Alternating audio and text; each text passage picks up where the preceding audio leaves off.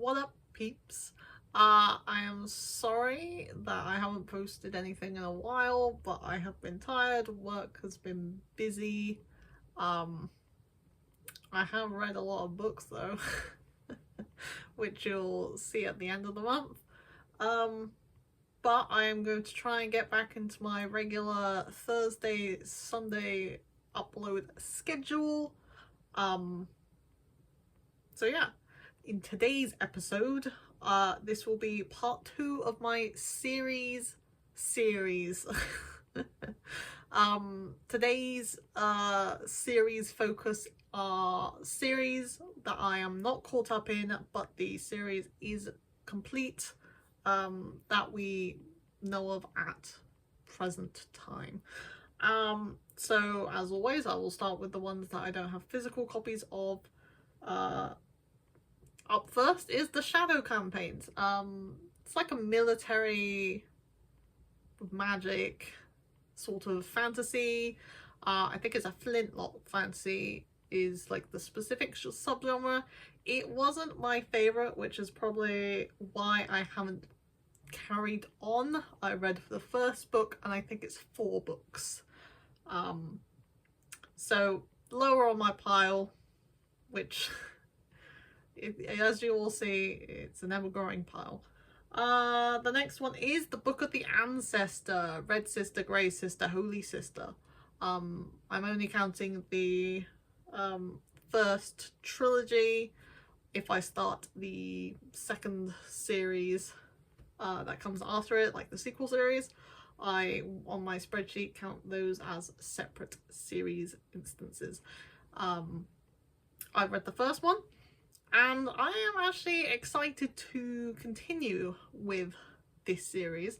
Now, the reason I haven't continued was I didn't have access to the audiobook, but my library now has the audiobook for the second one, and I have reserved it, so hopefully I will be getting to that soon. It's like, you know, assassin nuns in a post-apocalyptic ice world. Really interesting. And I'm excited to see what our assassin nuns get up to in the second book. The next one is the Poppy War. I didn't quite like the second book as much as the first one, I don't think. It's been a while. But I am interested to finish the series because there's only 1 book left in the trilogy. And it's interesting. The characters are not good characters, as in they're not good people, but they are interesting, and the world is really interesting too. Next up is the School for Good and Evil. I would like to read more of them. I think it will be a quick read. I enjoyed them. Well, I say them. I've read the first one out of 6. I'm hoping to watch the Netflix show, well, movie, at some point, even though I've not heard good things. But it's like fun, whimsical, middle grade, so it's like a palate cleanser. And the next is Discworld. I actually have some Discworld, but specifically I'm talking about the Witches series and the Rincewind series. I like to sort of compartmentalize them into sort of their separate series on my spreadsheet, so I sort of know which ones in those specific series that I want to read next. There's a lot of books in Discworld, so I'd like to finish at least one of them before I sort of start a new Discworld series. Okay, so I've sort of split up my books into 2 piles. Let's see. We got 6 on one and 8 on the other. You know what? Let's move one from the one pile. So I've got 7 on each pile. So let's do 1 that I'm excited to continue and 1 that I will get to at some point. first up, Hitchhiker's Guide to the Galaxy. I have this book. It's very thick. It is the first 4. And I think there's 6 in total. So, you know, absurdist humor, sci-fi, very weird. I read these 4 because I didn't know there were more. It's a bit odd. I think someone sort of picks up maybe on the 5th, maybe on the 6th. But I would like to finish it. And the second time around, I'm going to start from the beginning. The second time around, I'm going to read the audiobooks because I've heard they are really good. One that I've put on the back burner is the Dreamer trilogy. This one is the first one, Call Down the Hawk. Really beautiful cover, actually. This is the sequel series to the, it's like the Raven Boys. I don't know if that's like the whole quartet name, but this is following like one of the side characters and his family. I really enjoyed the first one, but when I read the first one, the next 2 hadn't come out yet, and so it's been some time and I need to read the first one again and then read the next 2, which is a problem that you might see a lot with these books that I'm going to talk about today. This is sort of like magical realism. This book had a lot more magic in it than the sort of first quartet. And the characters are really interesting. So I actually, talking about this has made me want to pick it up a little bit more. One that I really want to get to is Dirk Gently's Holistic Detective Agency. Now, I recently read the second one in the trilogy, and I would love to get to the third one, which is called The Salmon of Doubt. The second one's called The Long Dark Tea Time of the Soul, so you know he was having a lot of fun when he named the books. I recently read the second one. The first one was a bit confusing. The second one I really enjoyed. There was a lot of good humour. I was still confused, but after reading the first one, I sort of knew that what I was going in for. So I think I enjoyed it more. So I would like to read this one again sometime in the future, but I would like to get to the third one first. Next is the Morganville Vampires series. This one is up here, right up there. It is 15 books long. I have read 12 of these books. They're all about the same length, which is about like 400-500 pages. But I got hay fever. But 12 of them is a lot. I have been with this series sort of when they were coming out. I've read some of them a few times, read some of them only once, and I think this Halloween season will be the time where I make it to the finish, because I'm quite invested to see where the characters are going, but it's just a large commitment. One that I'm really excited for is the Faithful and the Fallen series. I read the first one last month, March. My April was all booked up, but I think May is going to be a binge series time. 4 books. I've read the first one. It's chunky. It's like 600 pages. And the next ones are bigger. So I need to sit down and like dedicate some time to it. This is your sort of classic wars, chosen ones, misread prophecies, stuff like that. And it's it's got me intrigued. And I've heard good things about it, so get into that one super soon. Oh, one that I was not so hot about, Discovery of Witches. It is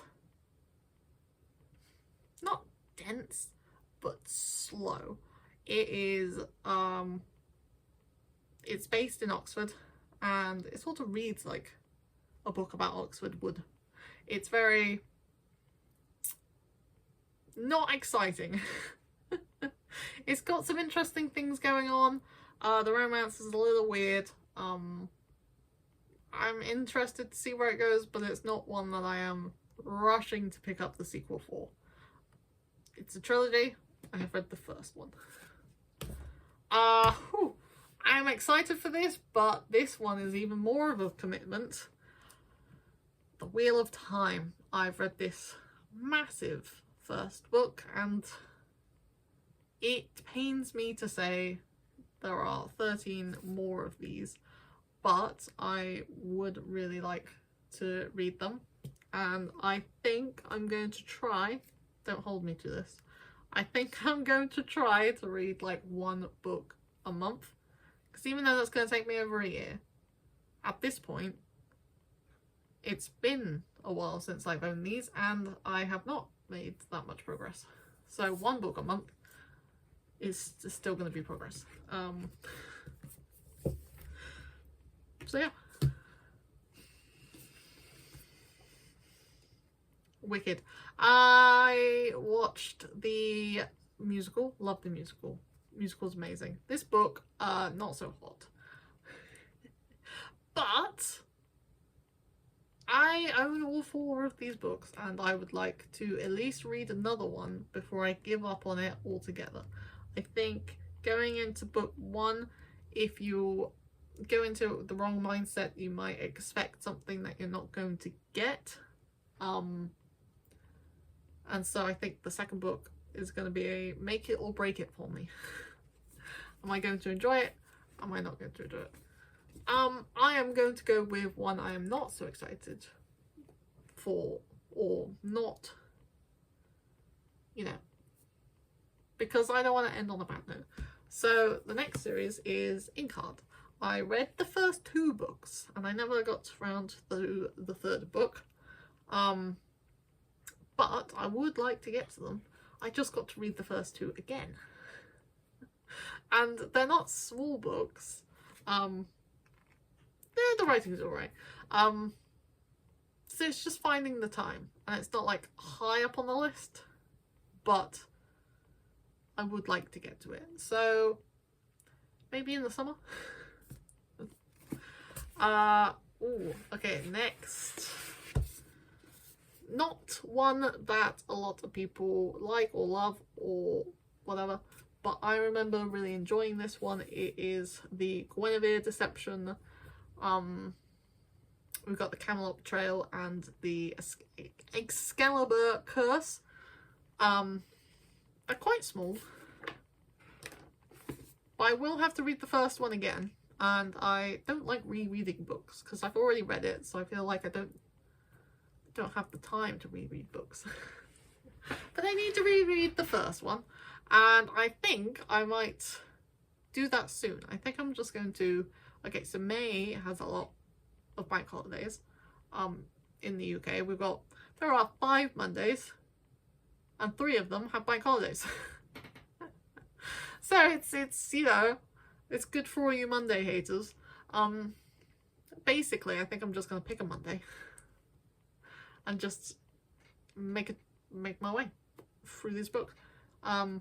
Depending on how fast I read, I might get round to more than 1 in a Monday, but if it comes down to it, I could read 1 each Monday, because it's only a trilogy.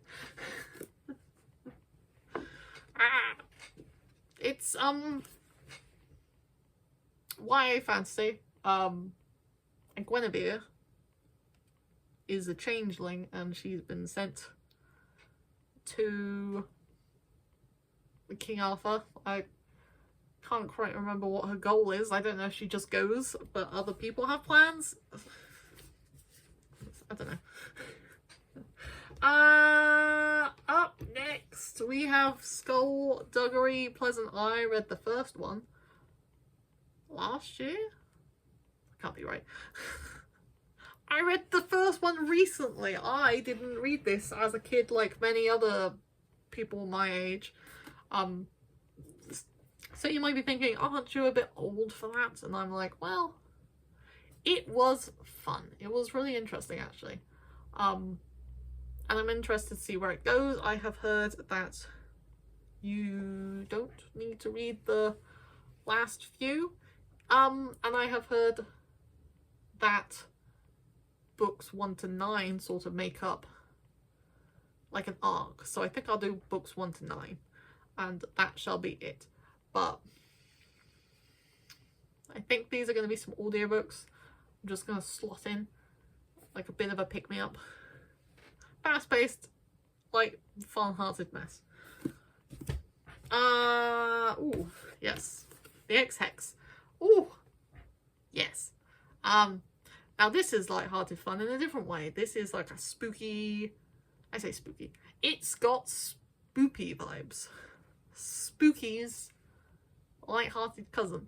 I don't like scary things. This is a fun, spoopy romance. So I'm thinking I read the sequel in October. Home of Spooky and Spoopy. This is short, it's fun, and it's a quick read, and I need that. In between all the hardcore fantasy, you need books to sort of get you through. Like, you know, you watch The Godfather, you watch movies that are a bit, you know, gritty, depressing. You watch TV shows like whatever people watch, maybe Game of Thrones, yeah. But then you also watch shitty, light-hearted, fun things like New Girl. I love New Girl. I'm watching New Girl at the moment. Or you watch stuff like Love Island. I don't. Lots of people do. But you don't watch Game of Thrones back to back. I say Game of Thrones back to back. You mix it up. So you mix it up with the books. Oh, yes. Miss Peregrine's Home for Peculiar Children. I picked this up when this was still a trilogy, and I was like, a trilogy is fine to handle. And now there's 6 books, and I don't know if I like the first one enough to read 6 books, but the audiobooks are available, and I think this book would work really well as an audiobook, because I think the tone would be really good in an audio book format. So this is the way to go to get through them, I think. I am actually really excited. The plot really went places towards the end.